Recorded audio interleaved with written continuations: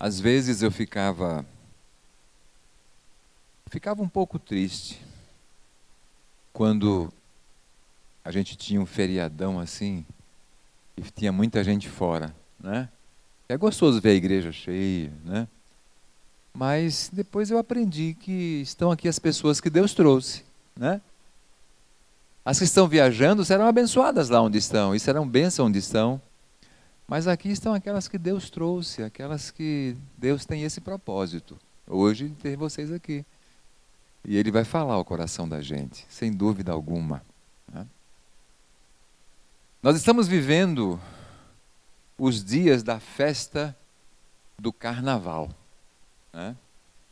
E eu sempre digo que é um tempo em que as pessoas, elas, em sua maioria, claro, não todas, mas a grande maioria, elas se sentem um tanto quanto anestesiadas, né? Quanto a se responsabilizarem pelos seus atos. Cada um faz o que quer. Foi definido que no carnaval vale tudo. Mas embora que esse vale tudo não se restrinja apenas ao período do carnaval, parece que no carnaval isso fica mais possível, não é? Mais oficializado e justificável. Então no carnaval realmente acontece de tudo, né? As pessoas se sentem de certa forma livres para fazer o que desejam, independentemente do que seja. Na verdade, esse é o falso conceito de liberdade, né? Liberdade é fazer o que se tem vontade, é fazer o que se quer fazer. Esse é um falso conceito de liberdade. E sempre, aqueles que vivem esse conceito, elas se frustram, porque fazem o que querem, e isso não as realiza. Pelo contrário, né?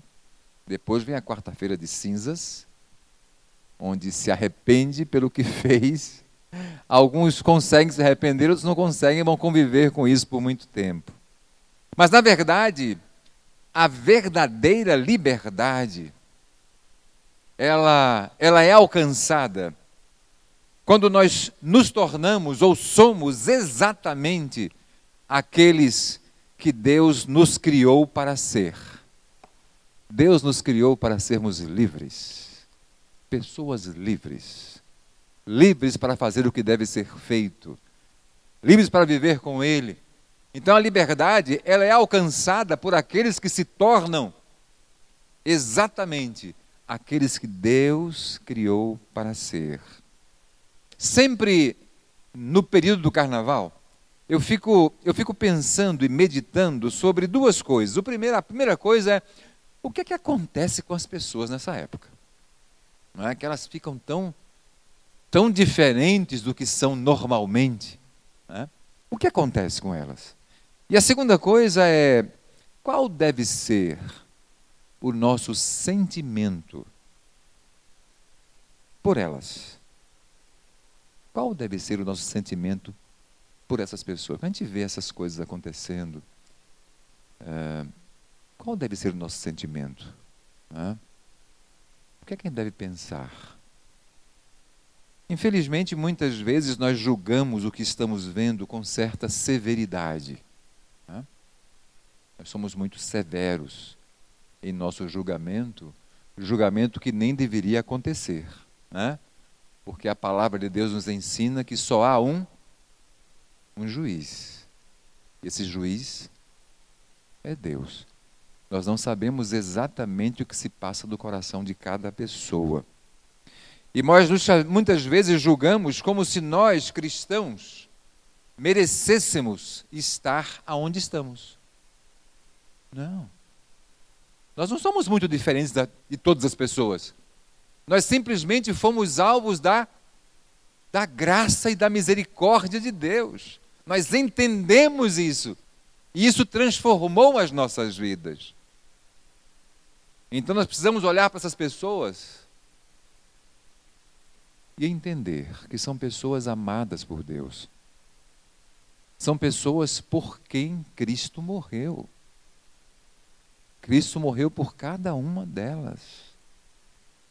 E o nosso desejo E a nossa oração deve ser que de alguma maneira essas pessoas sejam alcançadas com o Evangelho de Jesus Cristo e creiam nele e tenham vidas e mentes transformadas por ele. Então esse é o nosso sentimento, deve ser esse. Se o seu sentimento é diferente disso, se você está julgando as pessoas, condenando-as ao inferno porque fazem essas coisas, pare para refletir um pouco e tenha certeza que você está equivocado. Não é isso que a palavra de Deus nos ensina. Pelo contrário, nos ensina a sermos misericordiosos, compassivos, termos compaixão e amarmos a todos. No texto que nós veremos hoje, o apóstolo Paulo nos fala um pouco sobre onde se situam as razões que nós temos para agirmos dessa ou daquela maneira. Onde estão essas razões? E eu vou começar a ler o texto, está na carta de Paulo, do apóstolo Paulo aos cristãos de Éfeso, no capítulo 4. Começando a ler do versículo 17, Paulo diz assim: portanto, em nome do Senhor, eu digo e insisto no seguinte. Paulo fala, olha, eu digo e insisto, porque isso é importante. Não vivam mais como os pagãos, pois os pensamentos deles não têm valor, e a mente deles está na escuridão. Eles não têm parte na vida que Deus dá, porque são completamente ignorantes e teimosos. Eles perderam toda a vergonha, perderam a sensibilidade, né? E se entregaram totalmente aos vícios. Eles não têm nenhum controle e fazem todo tipo de coisas indecentes. Paulo começa esse texto dizendo: não vivam como vivem os pagãos. Para o apóstolo Paulo, que se dirige aos Efésios, ele se dirige afirmando que existem dois tipos de pessoas com relação à fé que elas professam. Eles são cristãos ou são pagãos. Então, para Paulo, ou você é um cristão ou você é um pagão.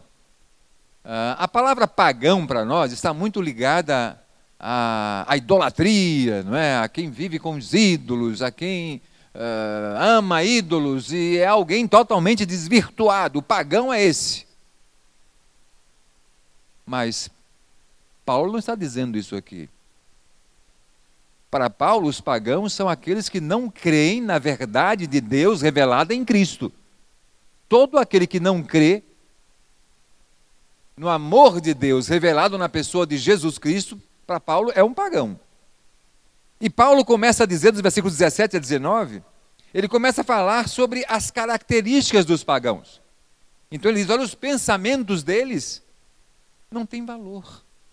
Na linguagem atualizada, na linguagem mais antiga, diz, eles são vaidosos em seus próprios pensamentos. Quer dizer, o que eles pensam e creem é neles mesmos. Os pensamentos deles estão simplesmente baseados no que eles acham. E por isso, esse pensamento não tem valor. A mente deles está na escuridão. Na outra linguagem diz, obscurecidos de entendimento. Entendimento no escuro. E quem está no escuro não consegue enxergar. Veja, o entendimento está na obscuridade. A mente está na escuridão. Vejam onde Paulo está dizendo que se situam as razões, né? Eles são ignorantes e teimosos. Na outra linguagem diz, eles são alheios à vida de Deus por causa da ignorância em que vivem pela dureza do seu coração. Quer dizer, ignorantes e teimosos, né? Eles ignoram, não conhecem. A palavra ignorante quer dizer isso, aquele que ignora algum fato. Eles não conhecem a verdade e vivem na dureza dos seus corações. Com o coração duro, eles não conseguem se abrir à verdade. eles se entregaram aos vícios. Na outra linguagem diz, se tornando insensíveis, se entregaram. Eles não têm a sensibilidade para perceber aonde está a verdade e aonde está a mentira. Então, por causa dessa insensibilidade, eles se entregaram aos vícios, se entregaram àquilo que não faz bem para a vida. E finalmente ele fala, eles não têm controle de suas mentes e, consequentemente, de suas vidas. Na outra linguagem diz, com avidez cometem toda a sorte de impurezas. Eles não têm controle. Eles cometem toda a sorte de impurezas com avidez, eles são rápidos em fazer isso. Eles estão direcionados a fazer isso. Eles se dedicam a fazer isso. Porque eles não conseguem se controlar. Eles não têm o controle da mente. Vejam, todos esses comportamentos que Paulo fala como característica dos pagãos têm origem aonde? Num só lugar. Aonde? É que vocês entenderam? Aonde que estão as razões que levam a esse comportamento? Estão na mente. Estão na mente. A mente é onde nós abrigamos todas as nossas crenças. Crenças essas que formalizam os nossos pensamentos. Pensamentos que produzem e mobilizam as nossas atitudes. Então vejam, na nossa mente estão as nossas crenças, aquilo que nós cremos, aquilo que nós acreditamos. Aquilo que nós acreditamos formalizam nossos pensamentos, nos fazem pensar dentro daquilo que nós acreditamos. E os nossos pensamentos nos levam a agir, as nossas atitudes. Vejam como a mente é importante. Há um texto lá nos Provérbios que fala, você é conduzido por aquilo que você pensa, pela sua mente. Paulo então diz que a mente dos pagãos está na escuridão. É uma situação em que não enxergam, mas apenas eles tateiam pela vida. Eles não enxergam, eles estão no escuro, e no escuro eles caem, levantam, caem novamente, tropeçam, porque a mente está no escuro. O apóstolo Paulo, quando escreveu a sua segunda carta aos Coríntios, capítulo 4, ele diz assim, olha, prestem bem atenção, o evangelho que nós estamos pregando não está escondido. Ele está escondido apenas para aqueles que se perdem. Porque aqueles que se perdem se tornaram cegos. Porque o Deus deste século, ou o Deus deste mundo, cegou a mente das pessoas para que elas não enxerguem a verdade que está em Cristo Jesus, o nosso Senhor. O Deus desse mundo, o inimigo de Deus que gerencia esse sistema que há nesse mundo, ele fez com que as pessoas não enxergassem, se tornassem cegas e não enxergassem a verdade. Os versículos seguintes, de 20 a 24, vejam, na primeira parte que nós lemos, nós vimos Paulo dizendo, não sejam como os pagãos vivem, não vivam como eles, porque eles são assim.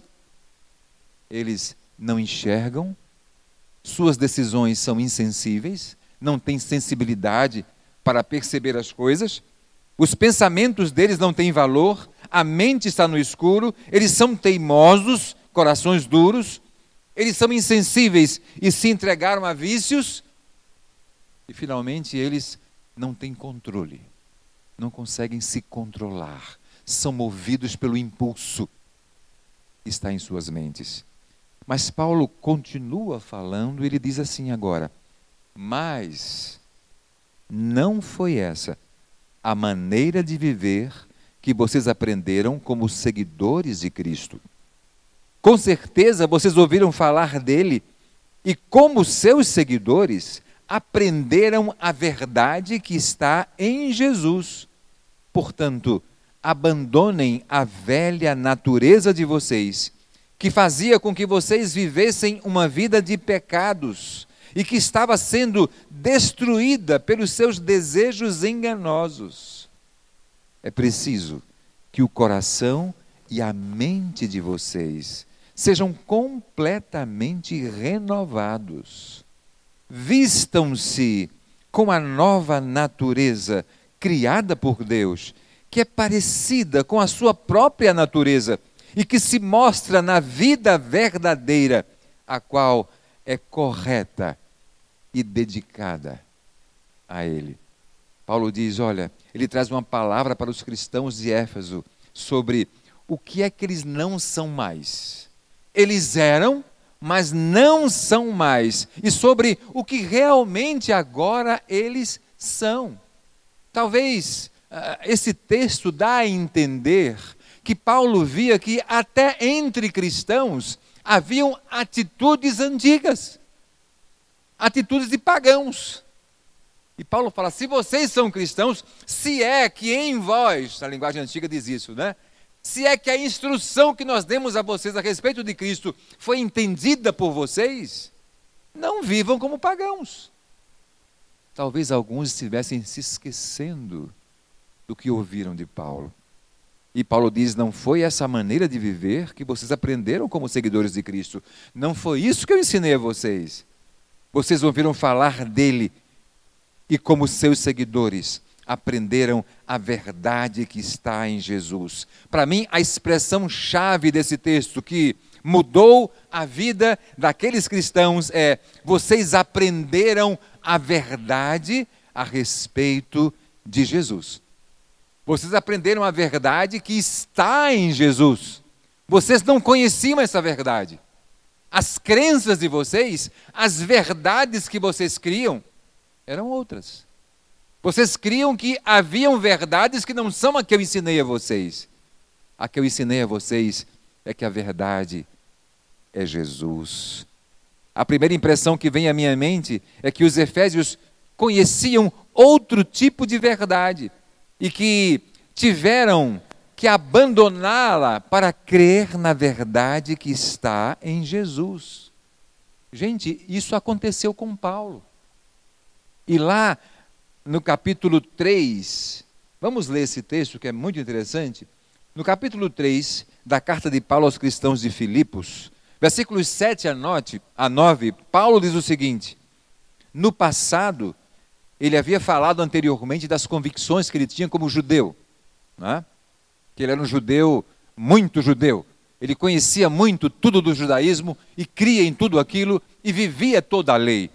E ele diz, no passado todas essas coisas valiam muito para mim, mas agora, por causa de Cristo, considero que não tem nenhum valor. E não somente essas coisas, mas considero tudo como uma completa perda.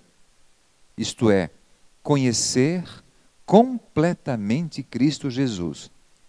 E não somente essas coisas, mas considero tudo como completa perda, comparado com aquilo que tem muito mais valor, isto é, conhecer completamente Cristo Jesus, o meu Senhor.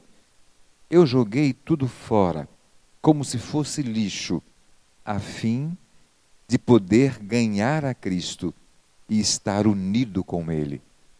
Paulo fala, tudo aquilo que eu cria, tudo aquilo que eu entendia, tudo aquilo que para mim era a verdade, depois que eu conheci Jesus, depois que eu experimentei Jesus em minha vida, tudo aquilo perdeu o sentido, perdeu o valor, e eu joguei tudo aquilo fora, como se fosse lixo, diante do que eu aprendi, a verdade que é Jesus Cristo.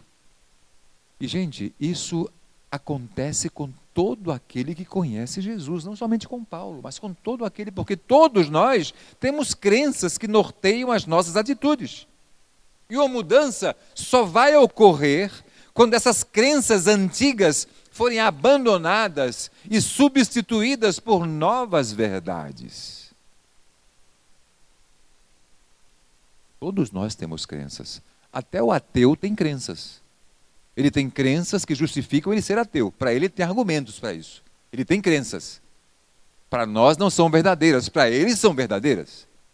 Todos nós temos crenças. E só haverá uma mudança quando essas crenças que estão em nossas mentes forem mudadas.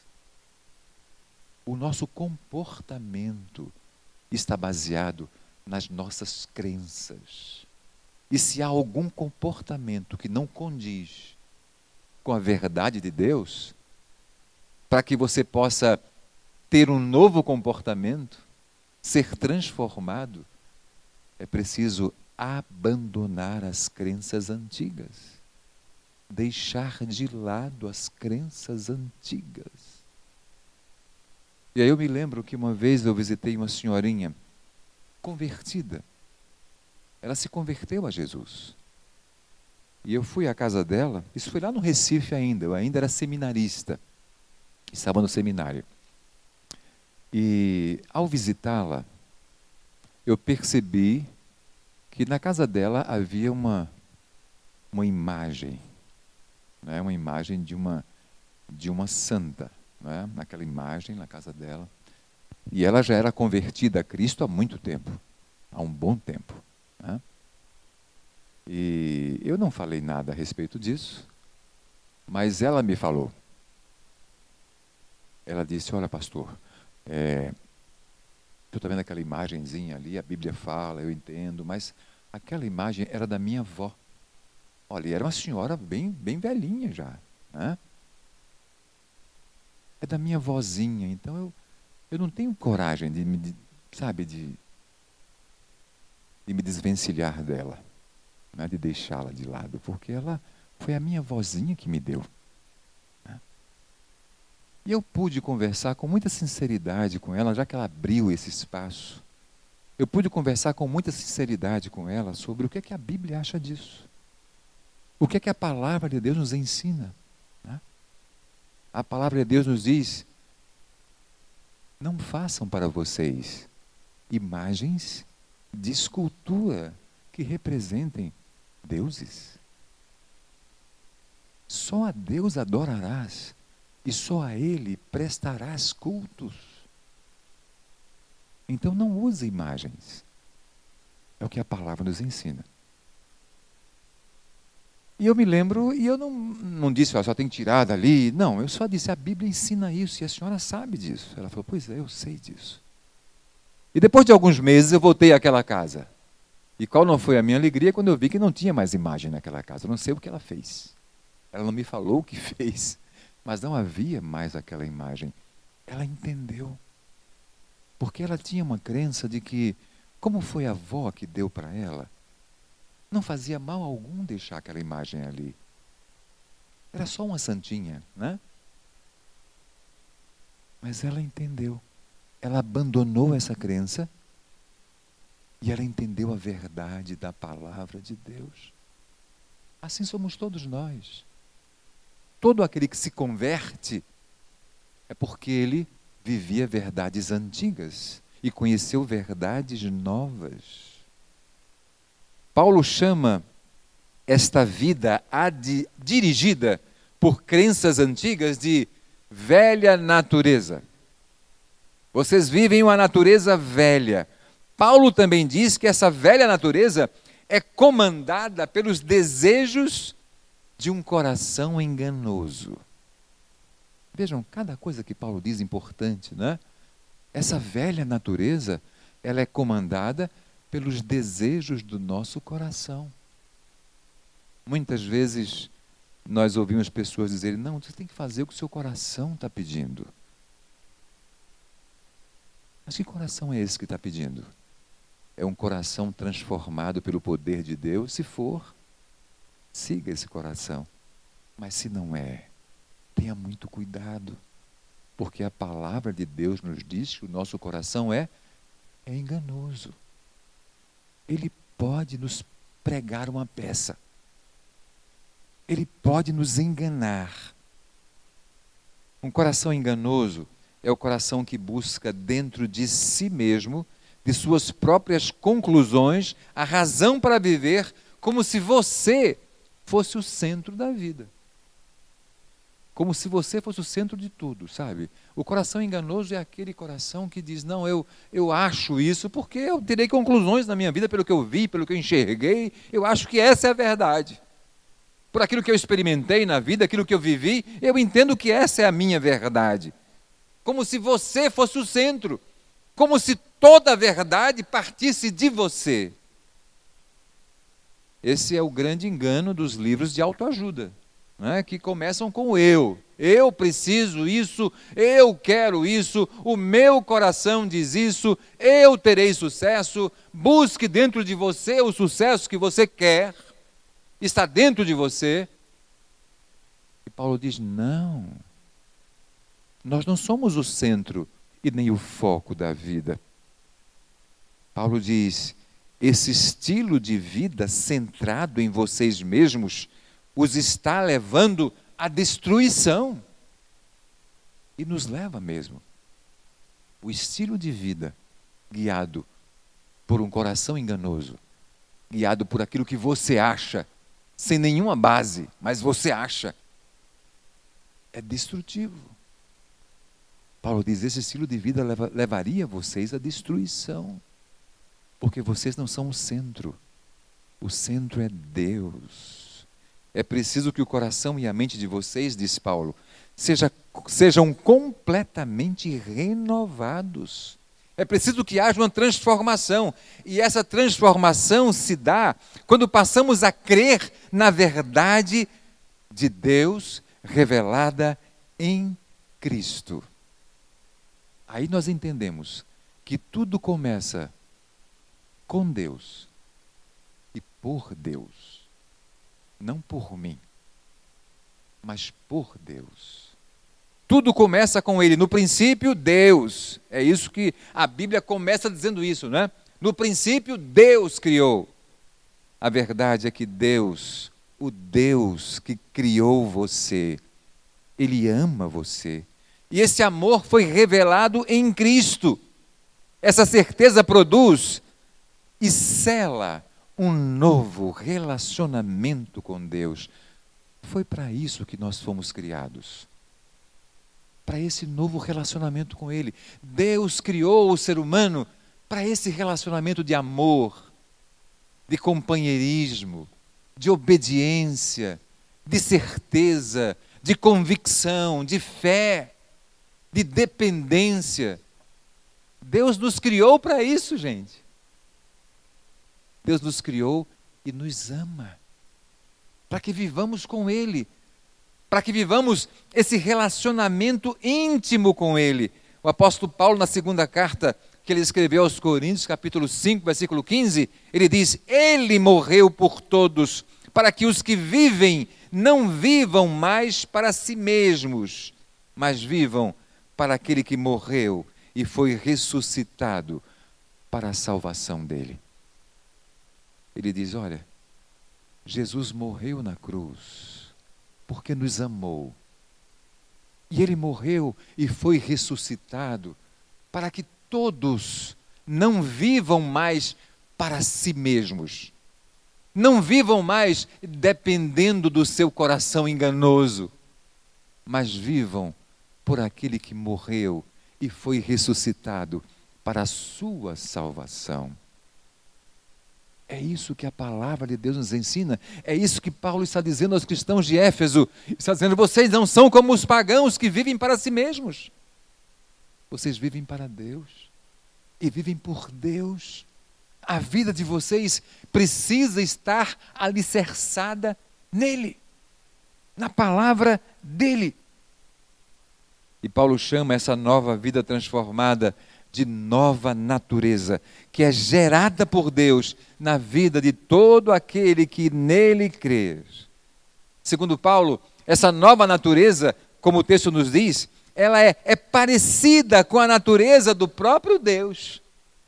E nesse momento nós nos voltamos para a criação, onde fomos criados à imagem e à semelhança do próprio Deus. Vejam como a conversão, vejam como a nova natureza, o novo nascimento é um retorno àquilo que nós éramos, a sermos aqueles que fomos criados por Deus, semelhantes a Ele.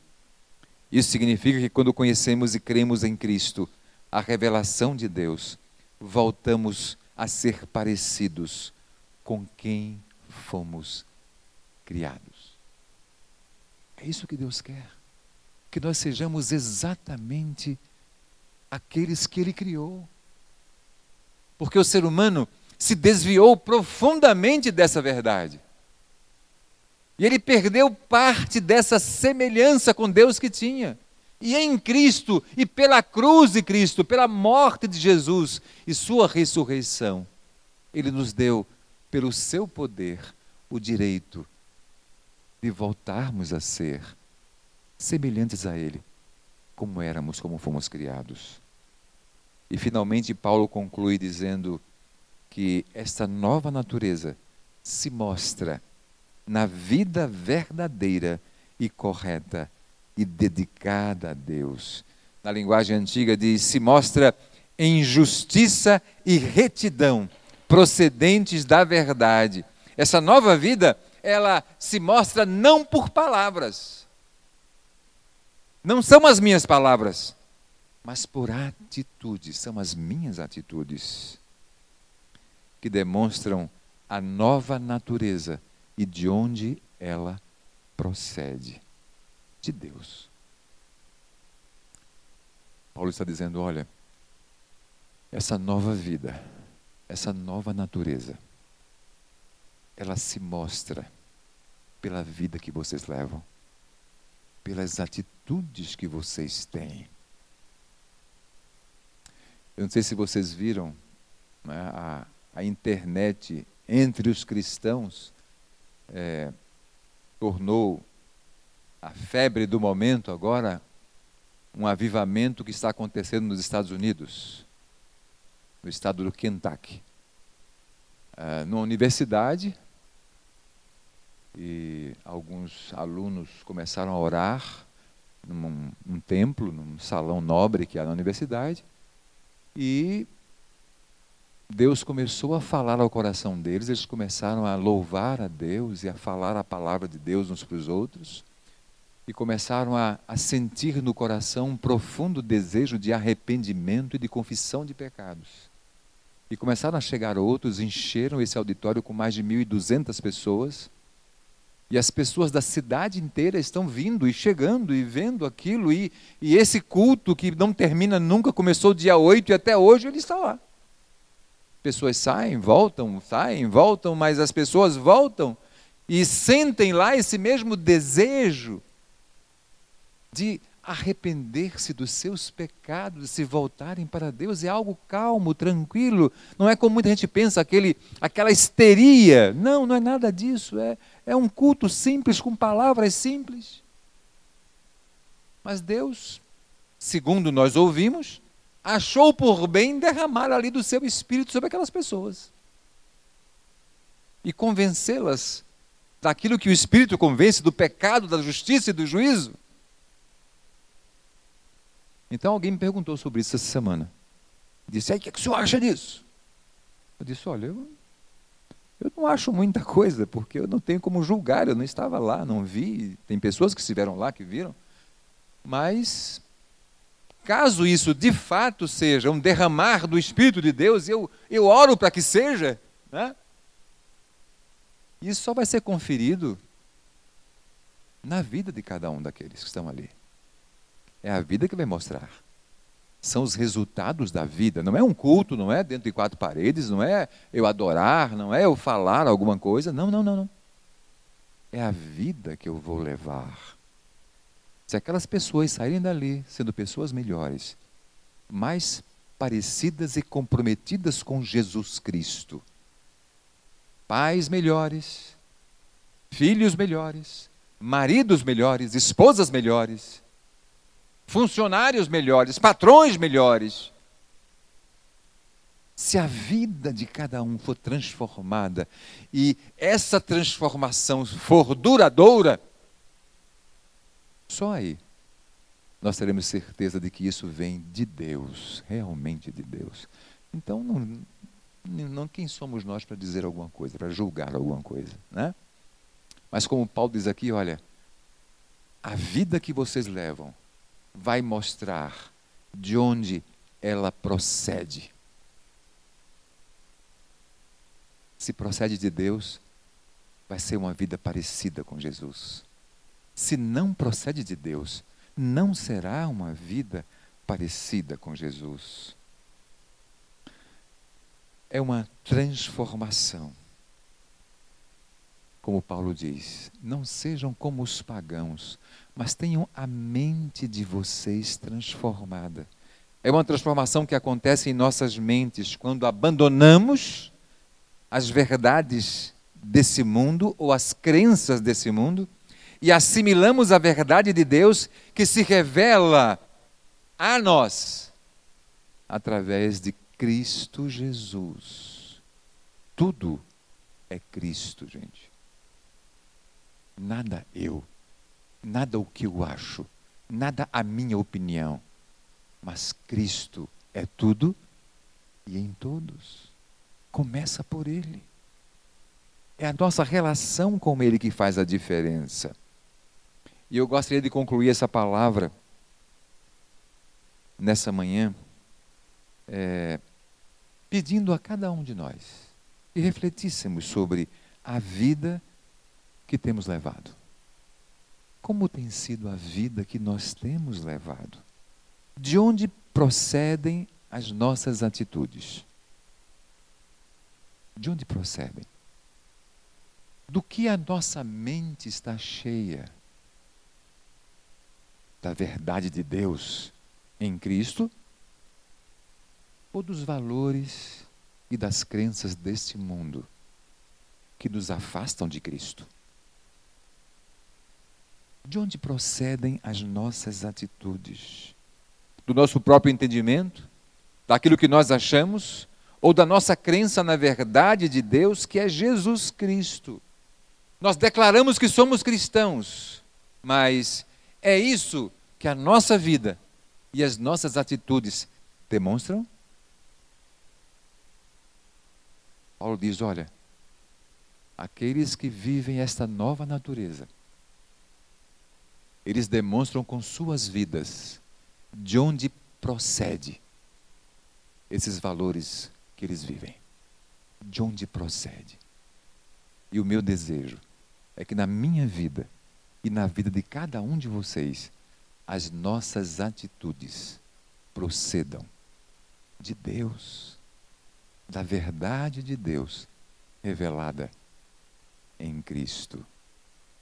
O avivamento, ele acontece numa vida, em qualquer lugar que ela esteja. Não precisa estar lá nos Estados Unidos. Aqui agora, você e Deus. Pode haver uma transformação, pode haver uma mudança. Crenças e práticas antigas podem ser abandonadas. E crença na nova verdade de Deus, que não é nova, é antiga, mas que para você pode ser nova. Substituem as antigas crenças. É aí que acontece a transformação. Mas é preciso que tenhamos coragem para isso, né? Como aquela velhinha teve a coragem de um dia dizer, olha, a Bíblia fala, eu vou fazer o que a Bíblia fala, eu vou obedecer, porque minhas atitudes procedem dele, de Deus. É ter coragem, é crer, é ter fé.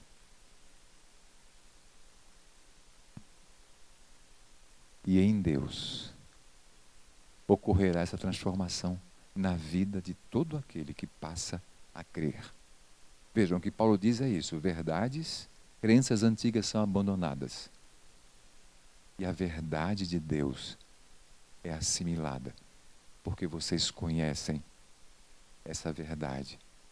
Paulo está dizendo para os cristãos de Éfeso, eu ensinei para vocês a verdade.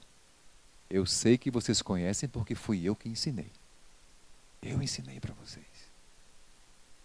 Que vocês creiam nela.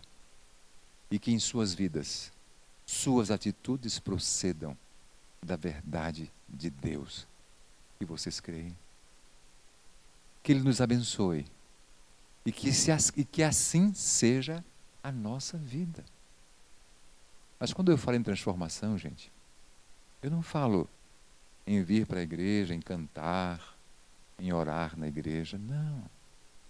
Eu falo em crenças pessoais, em relacionamento com Deus, em vida com Cristo. Onde você estiver, no meio da sua casa, com a sua esposa, com seus filhos, na sua família, no seu trabalho.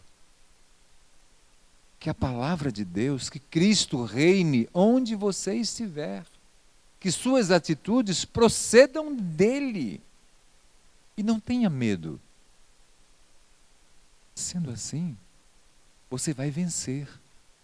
Não porque você é um vencedor, mas porque ele já venceu por você. Ele ressuscitou dos mortos, venceu a morte, venceu o inimigo de Deus. E com ele, nós também seremos vencedores. Vamos orar. Baixe a sua cabeça agora. Senhor Deus, querido Pai,